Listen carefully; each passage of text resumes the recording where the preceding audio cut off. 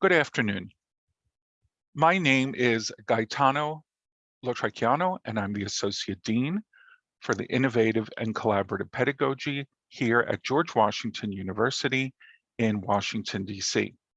I'm speaking on behalf of myself and my colleague, Yordanos Barahu, who is the Executive Director for Academic Enterprise Applications. We both work in the instructional core of the university, and at any time we invite you to visit our website at instruction.gwu.edu. Today we're using our center to show you what type of support we provide to our faculty and instructors as they teach so that they can teach more effectively online. We'd first like you to take a moment to just think to yourself on a scale of 1 to 10. How would you rate the amount of instructor support you have to do online learning at your organization? If this was a live presentation, we would exchange in the chat what it is that we feel the level of support is. But when we did this presentation live, we found that some of the participants had support as low as maybe 2, 3, 4, while others felt they had a very high level of support. We're here to hopefully provide you with some insight into how we go about supporting our faculty.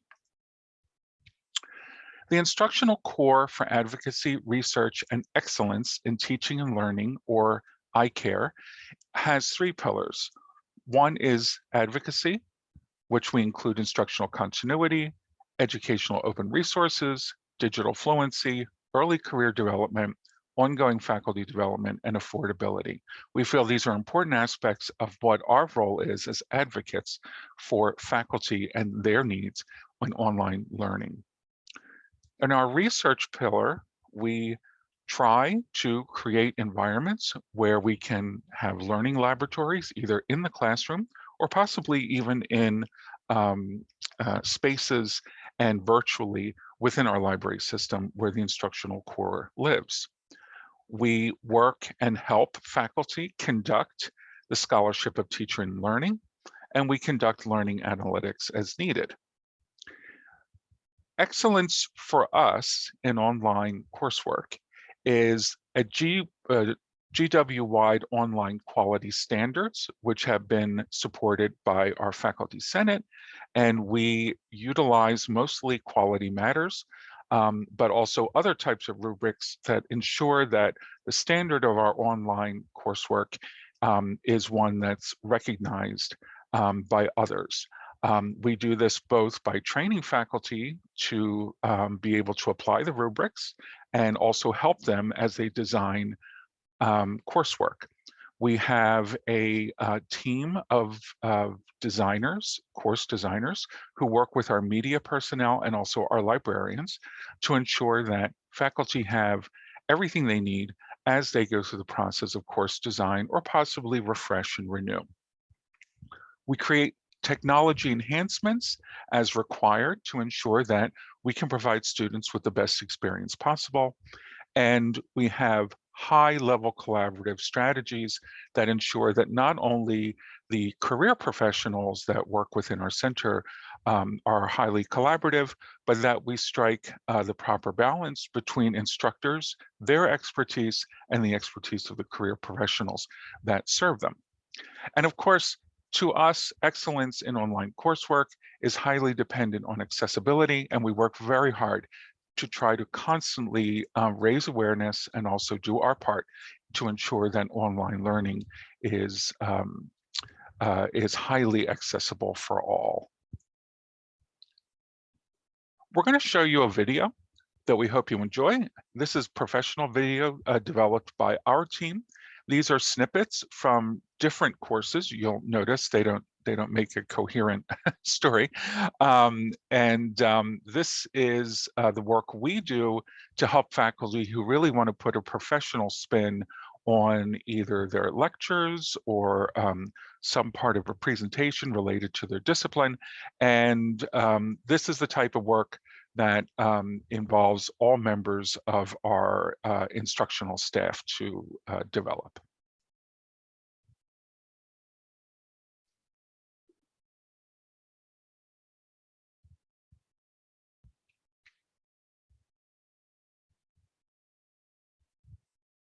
In this video, we're going to visit some of the places in Washington where U.S. social values about workplace justice come to be debated, possibly codified into statute, and oftentimes tested in a court of law.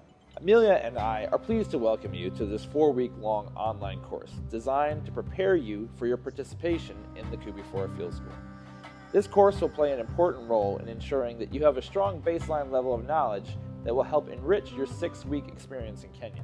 To help you, we have designed each of the 4 course levels to include additional paleoanthropological evidence, research, and interactive lab activities. The probability of living to 75 years of age is highly related to whether we're talking about someone just born, a 20-year-old, or a 65-year-old person. Now let's look at John. He's at the bottom of the labor market, earning a minimum wage. And still, his FICA tax rate is 15.3%. Typically, my retained earnings at the end is equal to my retained earnings at the beginning, plus any net income, or minus any net loss if you're in that situation, that's occurred during the period, and then minus any dividends that have been paid out. Dr. Mearsheimer addressed nation states, but what is a nation state today? The most populated nation is China. The second is India, and the third is Facebook. The current level of communications, travel, and multiculturalism is unprecedented. 81% of households watched fewer than 6 minutes of Fox or MSNBC per week. Per week. In other words, regular partisan news viewing was concentrated among just a small share of the public. Can customers of one mobile money service easily send money to customers of another service? As an example, Peru officially launched the first fully interoperable mobile money platform in February of 2016. This platform allows consumers to use mobile money across mobile networks. Any other frameworks that you have relied upon for making those kinds of tough ethical decisions, especially in wartime? From small units all the way up to very large units deployed to nearly every time zone in the world. You know, you have to give some kind of self-reflection on sort of what is your grounding, what do you anchor tough decisions to, because ultimately every morning we wake up with choices. From 1618 to 1648, Europe was racked by an international conflict that dragged on, and we know it as the 30 Years' War. And it ended with 2 peace treaties signed in the towns of Münster and Osnabrück in the West German state of Westphalia that collectively are referred to as the Peace of Westphalia.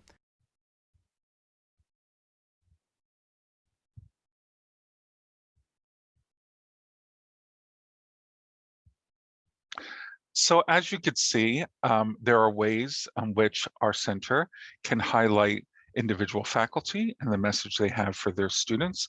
But we also work with creating animation, interesting, engaging video and media so that students feel like they're in a professional environment.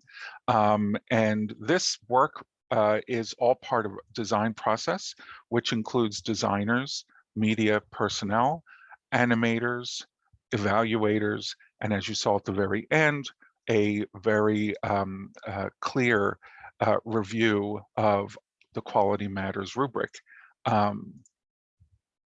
Here is another example. Excuse me.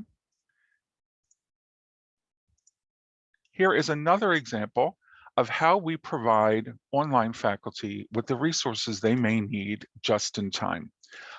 George Washington University uses the Blackboard LMS, and what we've integrated into the faculty face page when they go into their list of courses, if you're a Blackboard user, you'll be familiar with this page, are resources that are right there when they need them, possibly even right before a course or maybe right during a course. These bring you to, for instance, the instructional core website. If you need to look up something on the fly, it gives you a list of all our Blackboard guides. You can find these all on our instructional core website. We have small videos that help people get started really quickly. We call them online teaching in 10 minutes to get them going, so they don't have to feel they have to do a lot of training to get going. We have more extensive workshops that we provide within the instructional core on all types of topics and ways that instructors can be more functional when it comes to technology, and other resources for virtual learning. Here's an example of our teaching, online teaching in 10 minutes. They have very low amount of message to give to an instructor, so they can get on and understand very quickly, for instance, in this case, the advantages of asynchronous learning. Welcome to Online Teaching in 10 Minutes. In this session, we will be discussing how to develop asynchronous activities. The purpose of this session is to describe asynchronous learning and discuss how it's different, identify advantages of asynchronous learning, identify methods of asynchronous learning, and view available asynchronous learning activities in Blackboard. By the end of this tutorial, you will be able to identify methods of asynchronous learning for your course and view available asynchronous learning activities in Blackboard. So what is asynchronous learning? Asynchronous learning is learner-centered. The instructor is not holding live lectures. Rather, the students complete activities on their own time. Asynchronous learning is independent. Students are able to complete materials whenever and wherever they choose. Asynchronous learning is self-paced. Students are able to break larger readings, assignments, or activities into smaller chunks to be completed at a pace that is comfortable for learners. What are the advantages of asynchronous learning? Flexibility. Students can work on assignments, activities, readings, or other course materials during the day or night, whatever suits their lifestyle. This allows many students who have other commitments such as full-time jobs or children at home the opportunity to complete coursework when they can dedicate their undivided attention to it. Pacing. As previously mentioned, self-pacing allows students to break larger readings, assignments, or activities into smaller chunks to be completed at a pace that is comfortable for them. Reflection. When students are able to work on assignments at their own pace in their own environment, they have more time to reflect on their work. They are able to review assignments before submitting them, reread passages for clarity, and analyze course materials. Now let's examine methods of asynchronous learning. Streaming video content. Pre-recorded lectures or videos from YouTube or other platforms are a great way to introduce the course content in asynchronous settings. Students are able to watch the material as many times as needed and can refer back to it when completing activities. Reading assigned chapters in textbooks or journal articles. Assigning readings that complement the lecture video is a great way to reinforce key concepts and course objectives. Students can read at their own pace and take detailed notes to help with course activities. Completing posted assignments across discussion boards, blogs, journals, and wikis. These platforms, available to you in Blackboard, allow for quick check-ins and detailed analysis activities. We will examine these in more detail. Now let's discuss key considerations when selecting your tools. Audience. Do you want the activity to be public or open to the class? Or private, just between you and the student? Class size. Do you have a class size of 10 or a class size of 25? What about 50? Guidelines. Do you want the students to respond to multiple classmates or just post once? Do you want collaborative entries or individual posts? Availability. Do you want to moderate the activity or have students work independently? The answer to all of these questions will affect which tool you use for different activities.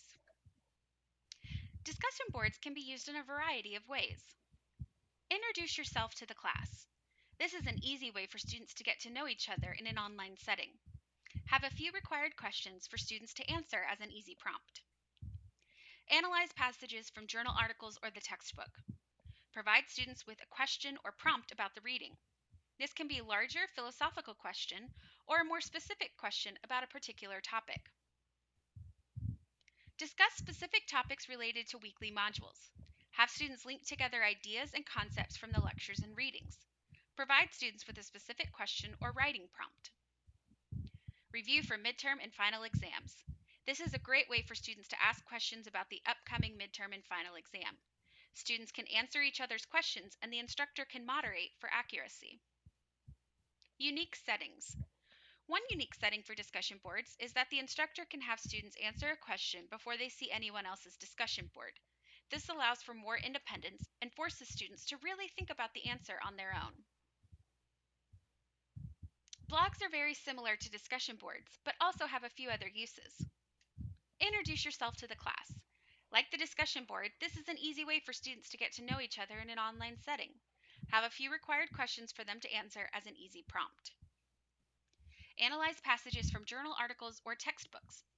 Again, provide students with a question about the prompt or the readings. This can be a larger philosophical question or a more specific question about a particular topic. Complete smaller writing exercises. Assign students small writing exercises such as short essays or creative writing pieces that don't require as much attention as a formal paper. Provide students with a clear prompt and directions. List potential paper topics. Blogs are a great platform for students to be able to list topics that they are interested in and provide a short explanation, an outline, or even an annotated bibliography. Journals are a great tool for asynchronous learning. Summarize weekly readings and lectures. Using the journal tool as a way for students to summarize what they've read allows instructors to quickly check in and see if students are understanding the course materials. This provides an opportunity for instructors to clarify topics and correct student understanding prior to major assignments. Analyze specific topics related to weekly modules. Like the discussion board in the blog, instructors can use journals to have students link together ideas and concepts from the lectures and readings. Provide students with a specific question or a writing prompt. Self-reflect. Journals can also be used to have students self-reflect at any point in the semester. Provide students with specific questions to answer or writing prompts to complete. Unique settings. Journals can be made public, where the entire class can see, or private, just between the student and professor. This is a great way to encourage students to check for understanding or self-reflect without the pressure of their peers seeing their work. Finally, wikis are a unique tool that can be used for a variety of purposes. They can provide a place for students to share articles and resources found outside of class. Wikis are collaborative, so students can work on them together. Students can create book reports on a variety of topics. Like blogs, students can share potential topics for research papers. Students can easily sign up for presentation dates and times. And similarly, students can sign up for meeting with the instructor on a specific date and time.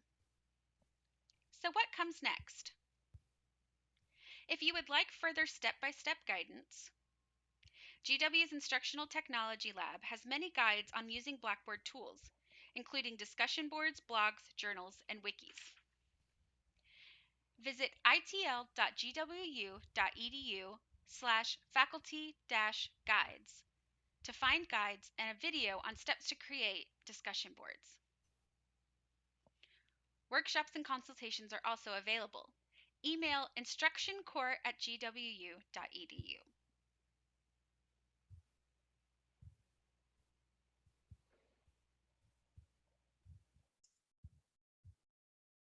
So as you can see, part of supporting faculty is to help them break down some of the very common aspects of good online pedagogy into digestible portions, so that if they want to explore, for instance, what they might do asynchronously on their Blackboard, in this 10-minute period of time, they can begin to forge their own ideas and to understand that there's very creative aspect to developing online material. Maybe even you, in watching this video, could think of some things that would apply to your teaching and learning.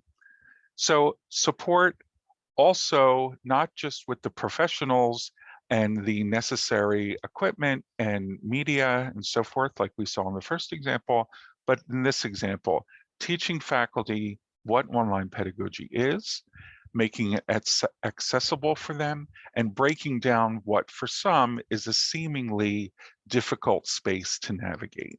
Welcome to Online Teaching in 10 Minutes. In this session, we will be We also make sure that we are constantly providing materials that faculty can easily look up on our instructional core website. This is an example, for instance, that in the written form, similar to what we just saw in online in 10 minutes on digital accessibility, explaining what it is, how you use it in your planning of your coursework, and easy ways to improve your accessibility, and many other topics. We find it's really important to have a place, a storage space, a warehouse, where faculty can access quickly and simply information they might need or are hearing about, or possibly even being asked to adjust their teaching capabilities based on some of either stronger pedagogical needs, or possibly even the mission of school, a program, or even the university.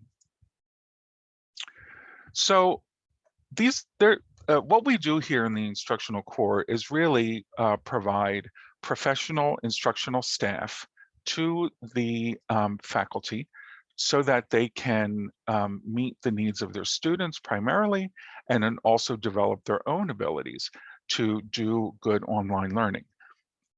So what do we do in the most basic of areas, and that is instructional design, helping faculty create their coursework and so forth. We guide them through the course design process.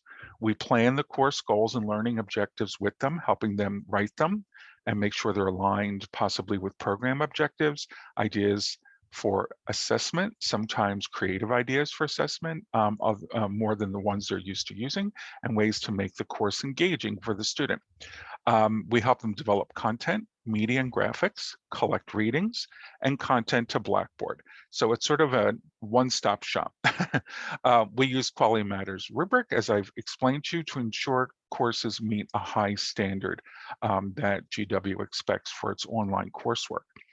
These people are instructional designers. You may have them in your organization, or you may not have them in your organization. They're highly trained, often have terminal degrees in the design of coursework, pedagogy, accessibility, etc.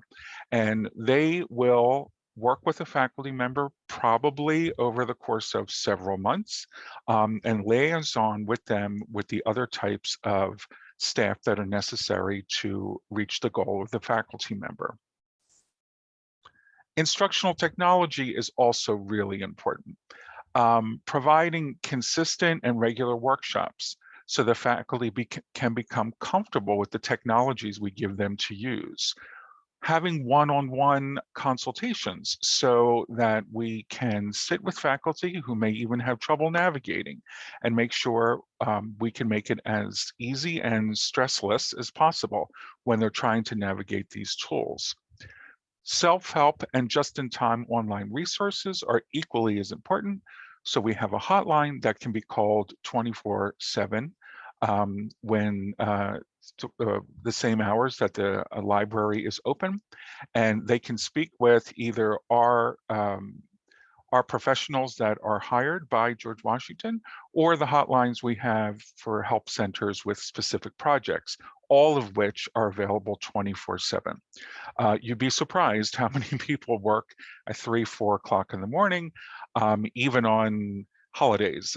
We do our large maintenance projects over Christmas Eve and Christmas Day, and we usually have no less than 2,000 people online.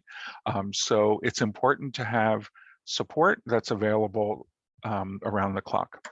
The people or the professionals involved here are the media producers, the ones who capture video, the different types of instructional technologists, which may be animators, they may be people who create graphics for your discipline, especially if there's a lack of interesting visualizations for the type of work that you are trying to present in your class.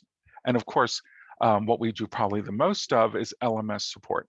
So that's helping faculty, again, 24/7 to be able to navigate Blackboard, ask questions, ask how they can use certain technologies, etc.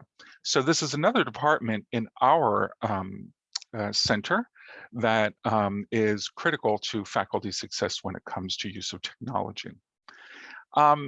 Most people, I think, forget this aspect of support for faculty for online learning, and this is in the area of information management. Many teaching and learning centers, as you may be aware, are based in library systems. And part of the reason for that is so that we can create a seamless tie between library resources, electronic resources, and open resources.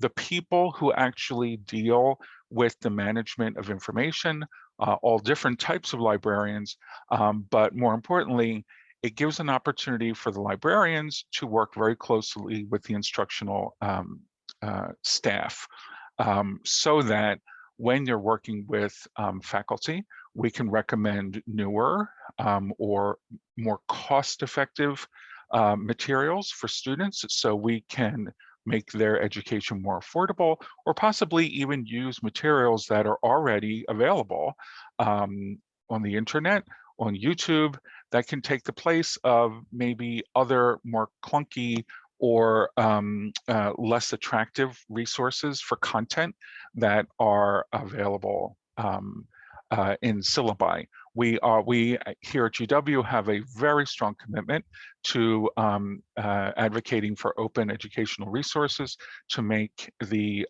expense of going to university as low as possible for our students.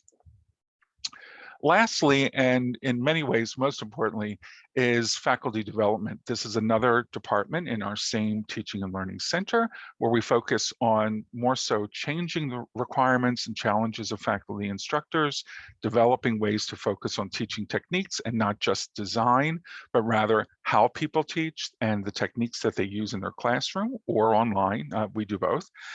We assist when possible to develop curricular development strategies, and we provide what we call signature programming that both focuses on specific needs of faculty members and builds a community of practice, which we find is very important. In this area of signature programming, we have a yearly course design institute, teaching day. We have short, what we call flex camps over the summer to get people sort of up and running, as this is especially helpful for new faculty or faculty are trying to refresh their courses. And the professionals here are developers, educational developers who help faculty to hone in and sharpen their techniques, and evaluators who all participate in what we believe is important faculty development when it comes to teaching and learning. The infrastructure of our center, and I think of any center, is really an important facet that cannot be overlooked. We need to be aware that learning management systems are not always intuitive. Sometimes they can actually be very clunky. Really doesn't matter what learning management system you're using. Platforms can be confusing, especially when you're using technologies that are third party, that are plugins to your LMS. It's really important that you have a robust and fault-tolerant infrastructure when it comes to technology. We cannot have technologies that service in our university 35,000 individuals and higher, not have redundancies. We cannot have things that go down. These are not just the responsibilities of the instructional professionals, but also the relationship the instructional professionals have with IT. Now you notice I haven't spoken too much about IT departments, and this is because in many schools, especially if there's a low amount of support available, it's tried to have IT support take the place of instructional support. This is challenging both for IT and I think also for instructors, because the professionals that I'm talking about that support instructor work have been trained in every way to be pedagogically and technology focused when it comes to the classroom teaching and the experience of the instructor and the student. That is not necessarily the way people in IT are trained, no fault of their own. So it's important to understand the necessity for having instructional professionals, career professionals that are there to help with this specific task of supporting online teaching and learning, and also have the proper training. It also is important that the entire team, no matter what part of the team they are working from, be it technology, design, it even could be innovative types of activities having to do with how to use technologies to do research in the classroom, for instance, all need to work from the same set of principles. This is an important part too of the infrastructure. I think I spoke about 24-hour support, which is very important, but I also want to talk about the importance of customer service standards.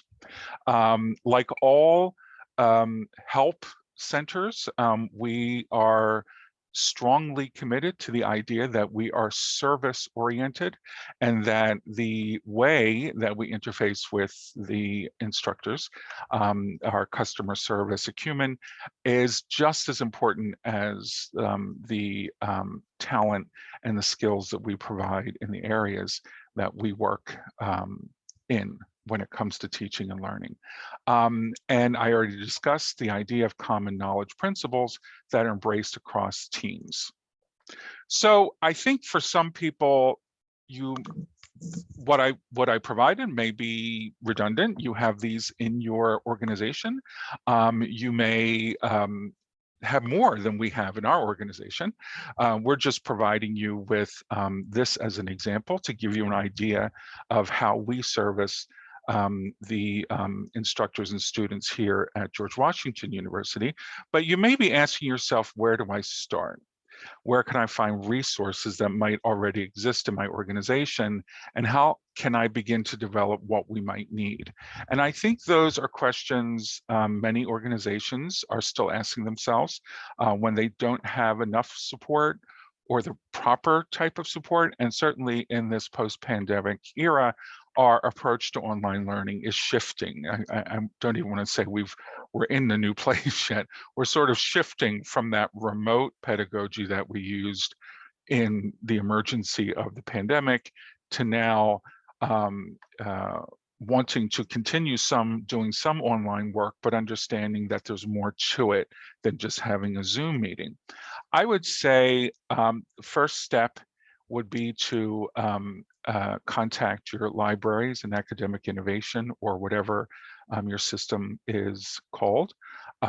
People there are geared towards understanding the needs of both instructors and students. And you may be surprised that even within that library system, there may be some professionals available to you. If not, if you're thinking more from the perspective of your own school rather than the entire university or maybe a medical center, I think it's important to start with a staff or a staff person that is able to translate why it is important to put effort and energy into the design of online learning. So it's not just a conference call, but rather it's an opportunity to learn in a modality that has its own requirements. That could be an instructional designer. If you had more resources, an instructional designer and some sort of educational media person would be a perfect pairing. It would be a very small team, but it would cover a lot of the skill sets that I've described are necessary. I think everyone has to advocate to decision makers.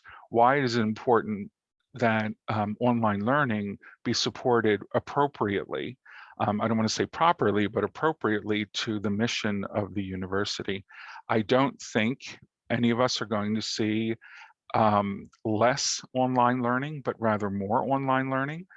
It depends on discipline. It depends on the identity of the organization, if that's what they want to be known for. But in any case, online learning is going to become if it isn't already in your organization, scrutinized just as much as a classroom setting of a lecturer or any other type of learning environment.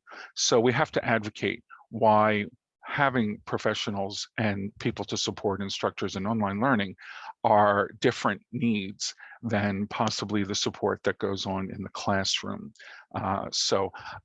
If you have any questions, I invite you to contact either myself or my colleague, Jordanos. In the beginning, we had our email addresses. So if you want to scroll back to the beginning, we'd love to hear from you. I hope this was helpful for you to think about where online support for faculty can go in your organization. We certainly don't claim to have the brightest and the best of every university in the country. We are proud of what we do. And I thought it would be helpful to share with you the approaches and the infrastructure and professionals that we have available for our instructors. I thank you again for your attention. I hope you can take away some tidbits from today's presentation. Thank you.